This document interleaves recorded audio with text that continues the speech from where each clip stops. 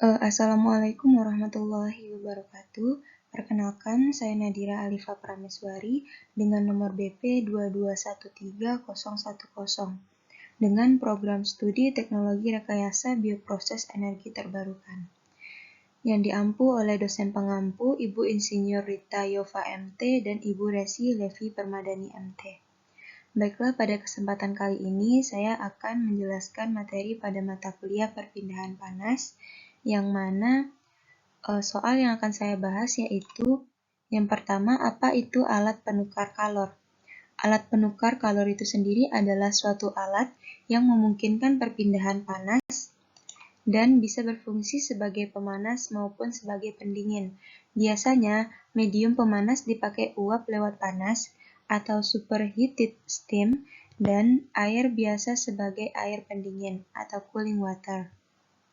Berdasarkan kegunaan atau fungsinya, alat penukar kalor itu terdiri dari cooler, heater, kondensor, reboiler, heat exchanger, vaporizer, dan evaporator. Berdasarkan jenis dan konstruksinya, alat penukar kalor itu terdiri dari double pipe HE, plat HE, cell and tube HE. Yang kedua, mengenai alat penukar kalor berdasarkan fungsinya. Yang pertama itu cooler.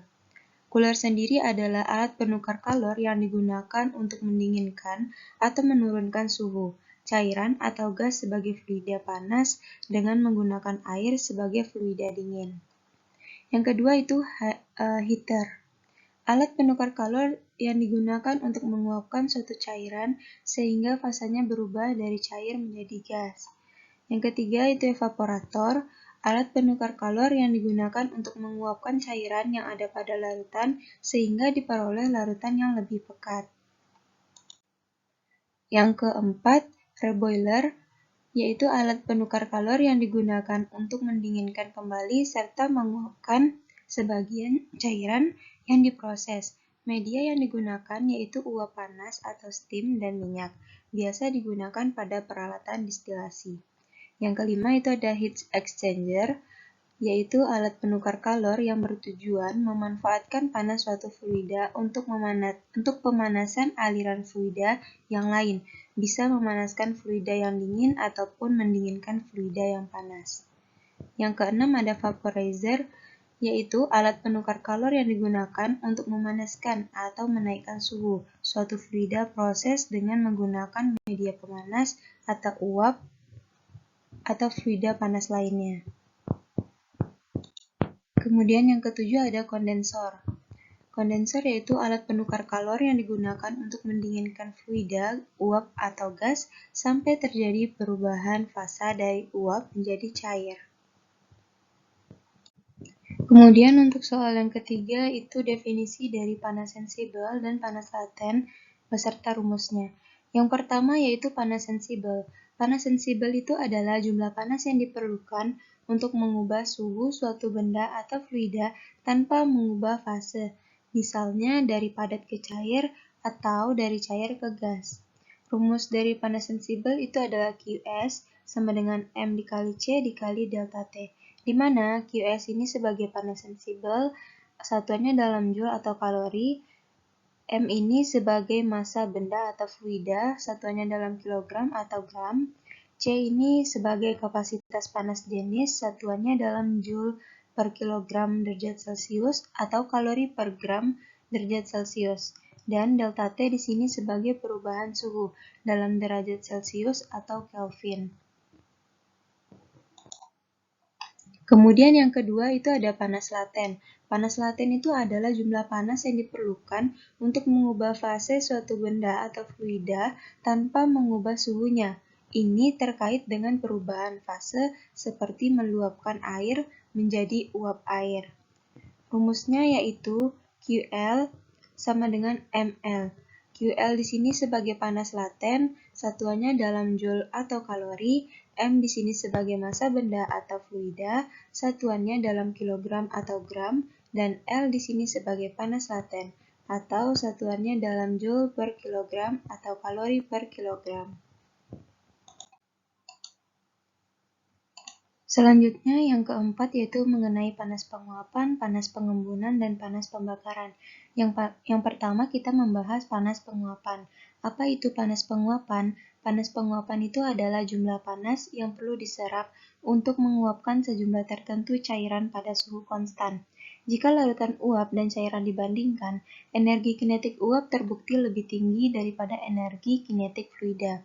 Dengan kata lain, panas penguapan adalah jumlah total panas yang diperlukan untuk mengubah sejumlah tertentu cairan menjadi uap tanpa kenaikan suhu cairan. Untuk rumus panas penguapan, yaitu berdasarkan entropi dan entalpi penguapan dan hubungannya, rumus kalor penguapan dapat ditulis sebagai HV sama dengan Q per M, di mana HV di sini sebagai panas penguapan atau Joule per gram, dan M di sini sebagai massa zat, satuannya gram, dan Q di sini sebagai panas, satuannya Joule. Selanjutnya kita membahas panas pengembunan. Kalor laten embun suatu zat benda adalah banyaknya kalor yang dilepaskan oleh satu satuan massa atau gram, satuannya gram atau kilogram, zat benda tersebut untuk mengubah wujudnya dari gas atau uap menjadi cair pada temperatur titik embunnya.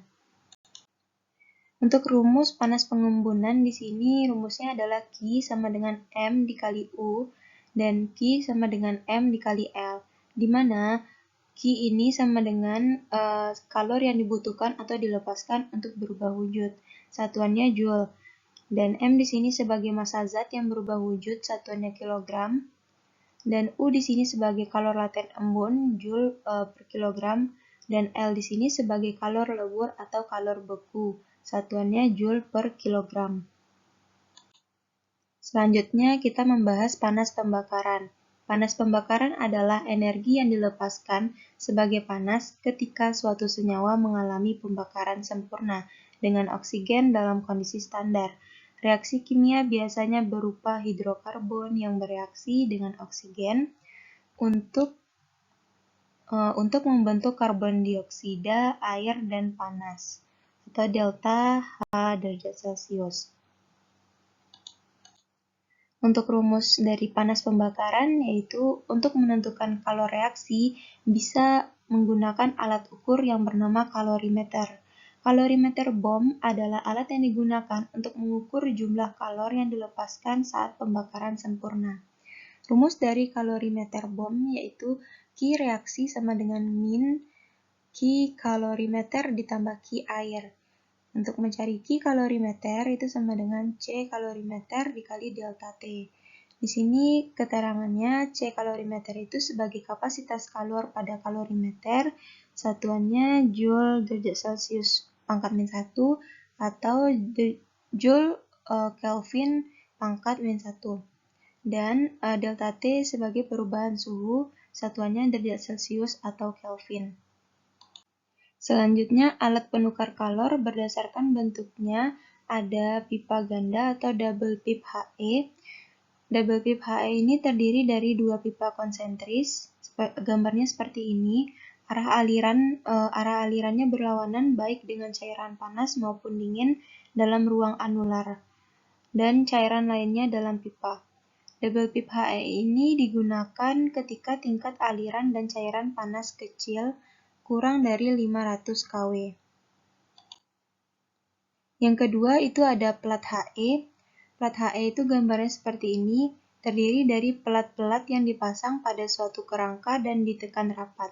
Pelat-pelatnya terdiri dari pelat-pelat seperti ini. Antara pelat terdapat celah sempit untuk tempat mengalir cairan yang bertukar panas. Heat exchanger ini tidak dapat menahan fluida bertekanan tinggi, temperatur tinggi atau perbedaan temperatur maupun tekanan yang tinggi. Selanjutnya itu ada shell and tube HE.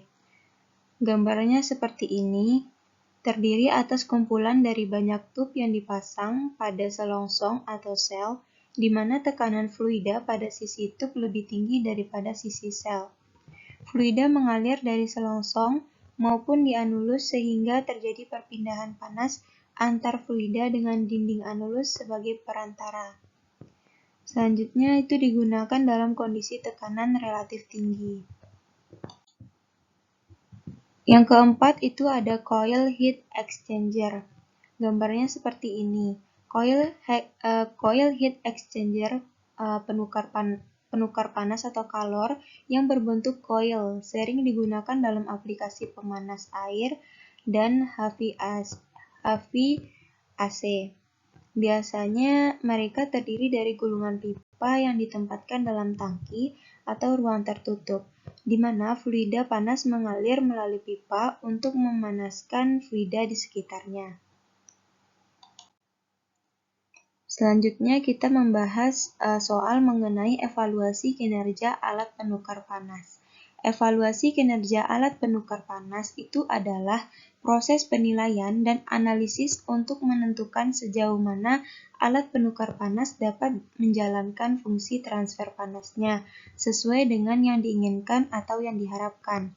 Evaluasi ini bertujuan untuk memastikan bahwa penukar panas beroperasi secara efisien, aman, dan sesuai dengan tujuan penggunaan. Dalam konteks evaluasi kinerja alat penukar panas, beberapa hal yang dapat dievaluasi itu meliputi yang pertama, efisiensi penukar panas. Evaluasi ini melibatkan perbandingan antara jumlah panas yang berhasil ditransfer oleh alat penukar panas dengan jumlah panas maksimum yang mungkin ditransfer dalam kondisi operasional tertentu. Yang kedua itu efisiensi tekanan atau pressure drop. Evaluasi ini melibatkan penilaian penurunan tekanan yang terjadi saat fluida mengalir melalui alat penukar panas. Yang ketiga itu kestabilan operasi, yaitu alat penukar panas harus mampu menjaga kinerja yang konsisten selama operasi yang berkelanjutan. Selanjutnya kita membahas soal mengenai data apa saja yang diperlukan untuk mengevaluasi kinerja alat penukar panas. Yang pertama itu ada data fluida. Jenis fluida yang mengalir dari sisi tabung atau tube side dan sisi sel atau cell side. Sifat-sifat fisik fluida seperti massa jenis, viskositas, konduktivitas termal, kapasitas panas, dan lain-lainnya. Yang kedua itu ada geometri penukar panas. Jumlah dan diameter tabung pada penukar panas sel dan tube. Panjang dari tabung atau luas permukaan pipa ganda, diameter sel atau pada permukaan panas sel dan tube, tipe baffle atau penyekat, dan pengaturan geometri lainnya dalam penukar panas. Yang ketiga ada perbedaan suhu. Perbedaan suhu antara fluida yang masuk dan keluar di sisi tabung dan sisi sel ini diperlukan untuk menghitung laju transfer panas. Yang keempat itu ada laju aliran massa. Laju aliran massa fluida di sisi tabung dan sisi sel. Yang kelima ada koefisien perpindahan panas atau U. Koefisien perpindahan panas yang digunakan untuk menghitung laju transfer panas. Koefisien ini bisa didapatkan dari pengujian atau korelasi yang sesuai. Yang keenam itu ada data tekanan. Tekanan fluida di sisi tabung dan sisi sel sebelum dan sesudah melewati penukar panas. Yang kedua ada data tekanan aliran fluida yang digunakan dalam perhitungan efisiensi tekanan. Yang ketujuh itu ada data operasional. Data waktu operasi termasuk waktu beroperasi dan waktu berhenti. Yang keduanya itu data operasional lainnya yang relevan, seperti suhu operasional, tekanan operasional, dan aliran massa selama operasi. Selanjutnya soal yang akan kita bahas yaitu mengenai LMTD atau Log Mean Temperature Difference. LMTD adalah rata-rata logaritmik dari perbedaan suhu antara aliran panas dan dingin di setiap akhir exchanger. Semakin besar LMTD, semakin banyak panas yang ditransfer. Penggunaan LMTD muncul gas dari analisis penukar panas atau heat exchanger dengan laju dengan laju alir konstan dan sifat thermal fluida. Ini ada distribusi temperatur pada alat penukar kalor aliran searah. TH-in-nya masuknya di sini, terus keluarnya di sini. Kalau untuk TC-in-nya masuknya dari sini dan keluarnya juga ke arah sini, TC out-nya. Analogi distribusi temperatur aliran searah. TH in searah, alirannya tuh ke TH out. Begitu juga dengan TC in, itu searah keluarnya tuh ke TC out. Gabungan dari ini, TH in dan TC in, ini delta T1, dan TH out dengan TC out itu delta T2. Maka persamaannya LNTD delta T1 dikurang delta T2 per ln delta T1 per delta T2. Sama dengan TH in dikurang TC in dikurang TH out dikurang TC out per ln TH in dikurang TC in per TH out dikurang TC out. Yang kedua itu ada distribusi temperatur pada alat penukar kalor aliran berlawanan arah. Gambarnya seperti ini, TH in-nya masuk dari arah sini, lalu TH out-nya keluar dari arah sini ke arah sini.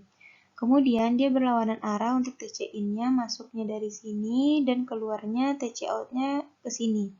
Analogi distribusi temperatur aliran searahnya, TH in ini ke TH out arahnya ke sini, sedangkan TC out itu dengan TC in itu dari TC in ke TC out itu arahnya berlawanan atau berlawanan arah.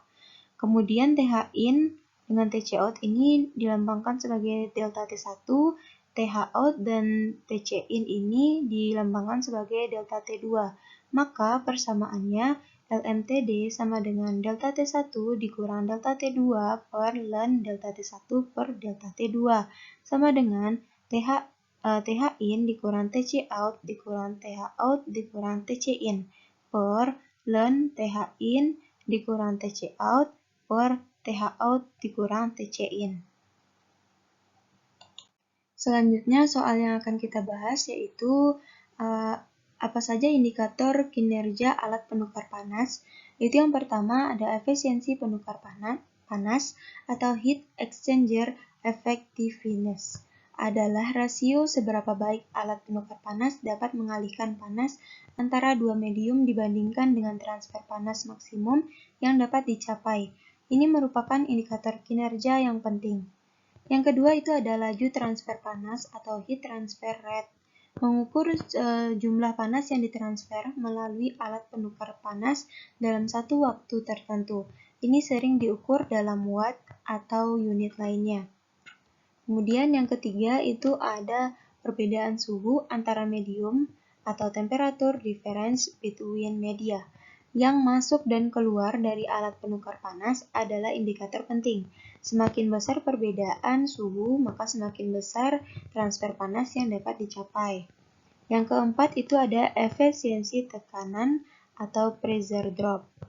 Mengukur seberapa baik alat penukar panas dapat mentransfer panas sambil mempertahankan tekanan dalam sistem. Efisiensi tekanan yang tinggi dapat membantu mengurangi kerugian energi.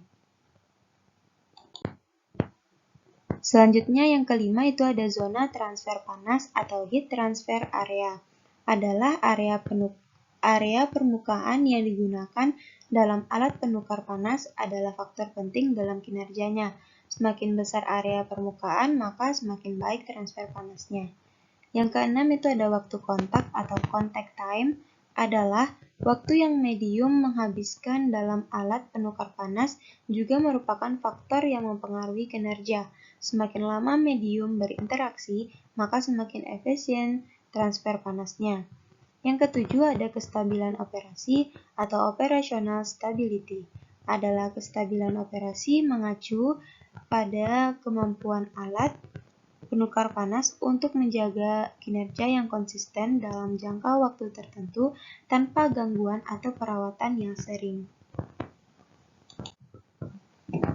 Selanjutnya kita membahas soal mengenai apa saja tahap-tahap perhitungan kinerja alat penukar kalor pipa ganda. Yang pertama itu ada kita tuh harus menentukan data awal. Identifikasi sifat-sifat fluida yang mengalir melalui kedua sisi penukar panas seperti jenis fluida, massa jenis, viskositas, konduktivitas termal, dan lainnya. Lalu kita tentukan geometri penukar panas seperti panjang pipa, diameter pipa, dalam dan luar, jumlah pipa, dan tipe kisi atau tubular, spiral, dan lain-lainnya. Yang kedua langkah kita yaitu perhitungan luas permukaan penukar panas. Hitung luas permukaan efektif penukar panas yang melibatkan menghitung luas permukaan luar dan dalam pipa ganda. Langkah atau tahap yang ketiga yaitu perhitungan perbedaan suhu. Tentukan perbedaan suhu awal dan akhir dari kedua sisi penukar panas. Ini merupakan perbedaan suhu yang digunakan dalam perhitungan transfer panas. Yang keempat tahapnya yaitu perhitungan laju transfer panas. Gunakan hukum pertukaran panas dengan rumus Q sama dengan U dikali A dikali delta T untuk menghitung laju transfer panas atau Q. U adalah koefisien perpindahan panas, A adalah luas permukaan efektif, dan delta T adalah perbedaan suhu. Yang kelima, tahapnya yaitu perhitungan koefisien perpindahan panas atau U. Perhitungan koefisien perpindahan panas berdasarkan data eksperimental atau korelasi yang sesuai dengan jenis penukar panas dan kondisi operasionalnya. Yang keenam, itu tahapnya perhitungan efisiensi penukar panas. Hitung efisiensi penukar panas dengan rumus berikut. Efisiensi sama dengan laju transfer panas sebenarnya dibagi laju transfer panas maksimum, kemudian dikali 100%. Laju transfer panas maksimum adalah laju transfer panas jika seluruh perbedaan suhu dapat digunakan. Kemudian yang ketujuh, tahapnya perhitungan efisiensi tekanan atau pressure drop. Hitung efisiensi tekanan dengan mengukur penurunan tekanan atau pressure drop yang terjadi saat fluida mengalir melalui penukar panas. Kemudian tahap yang ke-8 itu analisis data. Analisis hasil perhitungan untuk mengevaluasi kinerja penukar panas pipa ganda. Bandingkan efisiensi dengan target yang diinginkan dan lakukan perbaikan jika diperlukan. Selanjutnya, soal yang akan kita bahas yaitu apa saja tahap-tahap perhitungan kinerja alat penukar kalor sel dan tub. Yang pertama, tahapnya yaitu identifikasi data awal. Tentukan jenis fluida yang mengalir di dalam sel atau tabung dalam dan di dalam tabung atau tub site. Catat sifat-sifat fisik fluida seperti massa jenis, viskositas, konduktivitas termal, dan kapasitas panas. Yang tahap kedua yaitu penentuan geometri penukar panas. Identifikasi geometri penukar panas seperti jumlah tabung, panjang tabung, diameter tabung, dan diameter sel. Pilih jenis bevel atau penyekat yang digunakan dalam sel untuk mengarahkan aliran fluida. Tahap yang ketiga yaitu perhitungan luas permukaan penukar panas. Hitung luas permukaan efektif penukar panas yang melibatkan menghitung luas permukaan tabung yang ada di dalam sel. Kemudian tahap yang keempat yaitu penentuan perbedaan suhu. Tentukan perbedaan suhu antara fluida pada sisi tabung dan sisi sel. Ini merupakan perbedaan suhu yang digunakan dalam perhitungan transfer panas. Tahap yang kelima yaitu perhitungan laju transfer panas. Gunakan hukum pertukaran panas. Biasanya hukum pertukaran panas kalor yang disederhanakan untuk menghitung laju transfer panas Q atau Q. Q sama dengan U dikali A dikali delta T, di mana U adalah koefisien perpindahan panas, A adalah luas permukaan efektif, dan delta T adalah perbedaan suhu. Yang tahap keenam adalah perhitungan koefisien perpindahan panas. Perhitungan koefisien perpindahan panas berdasarkan data eksperimental atau korelasi yang sesuai dengan jenis penukar panas dan kondisi operasionalnya. Kemudian tahap yang ketujuh yaitu perhitungan efisiensi penukar panas. Hitung efisiensi penukar panas dengan rumus berikut. Efisiensi sama dengan laju transfer panas sebenarnya per laju transfer panas maksimum dikali 100%. Laju transfer panas maksimum adalah laju transfer panas jika seluruh perbedaan suhu dapat digunakan. Yang kedelapan, tahapnya yaitu perhitungan efisiensi tekanan atau pressure drop. Hitung efisiensi tekanan dengan mengukur penurunan tekanan atau pressure drop yang terjadi saat fluida mengalir melalui penukar panas. Yang kesembilan, lakukan analisis data, evaluasi hasil perhitungan untuk menentukan kinerja penukar panas sel dan tube. Bandingkan efisiensi dengan target yang diinginkan dan lakukan perbaikan jika diperlukan. Soal yang akan kita bahas selanjutnya adalah apa saja faktor penyebab menurunnya kinerja alat penukar panas. Ada beberapa faktor yang dapat menyebabkan menurunnya kinerja alat penukar panas atau heat exchanger. Beberapa faktor ini meliputi yang pertama, akumulasi fouling. Fouling adalah penumpukan lapisan kotoran seperti kerak, endapan, atau kotoran organik di permukaan penukar panas. Ini dapat mengurangi transfer panas dengan membatasi kontak langsung antara dua fluida. Selanjutnya itu korosi. Korosi pada permukaan penukar panas dapat merusak material dan mengurangi efisiensi alat penukar panas. Yang ketiga itu ada pengendapan mineral. Pengendapan mineral dalam fluida dapat menyebabkan penumpukan pada permukaan penukar panas dan mengurangi efisiensi. Yang keempat itu ada perubahan aliran fluida. Perubahan dalam aliran fluida seperti penurunan laju aliran atau perubahan temperatur dapat mempengaruhi kinerja penukar panas. Yang kelima yaitu tekanan yang tidak sesuai. Tekanan yang tidak sesuai dalam sistem penukar panas dapat mempengaruhi perpindahan panas dan menyebabkan penurunan kinerja. Selanjutnya yang keenam, umur pakai dari material. Jika material yang digunakan dalam penukar panas mengalami degradasi seiring waktu, ini dapat mempengaruhi kinerja alat tersebut. Yang ketujuh itu ada kelebihan beban. Kelebihan beban panas atau tekanan pada penukar panas dapat menyebabkan deformasi atau kerusakan, yang pada gilirannya akan mempengaruhi kinerja. Yang kedelapan, ketidakseimbangan aliran fluida. Ketidakseimbangan antara aliran fluida pada sisi panas dan sisi dingin penukar panas dapat mengurangi transfer panas yang efisien. Yang kesembilan itu ada perubahan karakteristik fluida. Perubahan dalam sifat fluida seperti viskositas, densitas, atau konduktivitas termal dapat mempengaruhi transfer panas. Dan yang ke-10 itu ada faktor umur pakai penukar panas. Semakin tua alat penukar panas, maka semakin besar kemungkinan adanya kerusakan atau degradasi material yang akan menyebabkan penurunan kinerja. Untuk menjaga kinerja alat penukar panas, perlu dilakukan pemeliharaan rutin, pembersihan, dan pemantauan sistem secara teratur. Baiklah, sekian presentasi yang dapat saya sampaikan. Apabila ada kata-kata yang salah, mohon dimaafkan. Semoga presentasi yang saya sampaikan dapat bermanfaat bagi kita semua. Wabillahi taufiq wal hidayah. Wassalamualaikum warahmatullahi wabarakatuh.